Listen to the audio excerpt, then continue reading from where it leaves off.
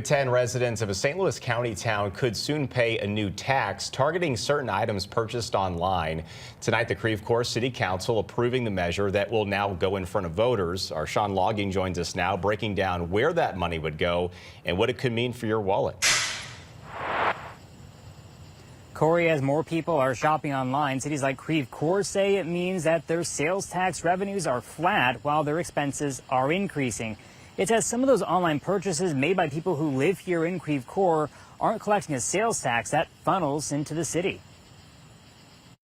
With the click of a mouse. We just saw an Amazon truck go down the street. It's how many people are now shopping. Quite a bit.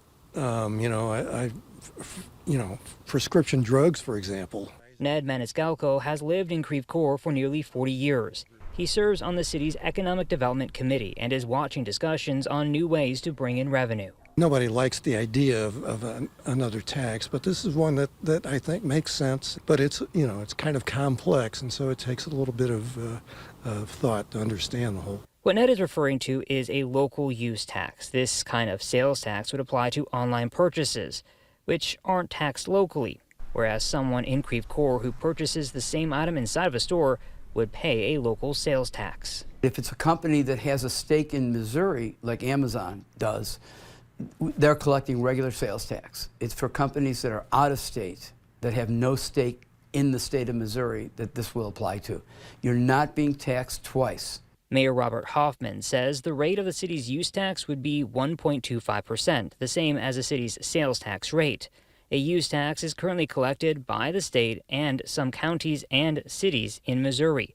He says it's a step to address the increasing costs of city services. We pay for everybody's trash removal and trash pickup, and that contract was just renewed with a 25% increase. That was one of the major reasons, but there are other costs that are going up. Putting this tax before voters was approved by the Creve Coeur City Council Monday night. One resident did ask the council to wait. But I have to say that over the years, I have watched us waive numerous taxable entities and ways for us to generate income. For Ned, if it means keeping the current level of city services, it's worth it. A range of services that the city provides at no cost, and that's one of the benefits of living in Creve Coeur. Mayor Hoffman says the best estimate is that this would create about $625,000 to $1.2 million for the city. The majority of that is expected to come from large commercial businesses making out-of-state purchases. This again will go before voters on the November 4th ballot.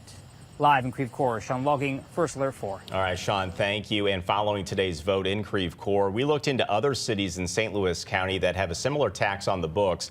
According to a study done by the city of Creve Coeur, 54 out of the 81 municipalities in the county have this tax in place. Some of those places include Kirkwood, Clayton, and Hazelwood, just to name a few. Now, St. Louis County itself does not have this tax in place after voters rejected the measure in 2022. You can find a full list of all municipalities that have this tax on the First Alert 4 News app. Drone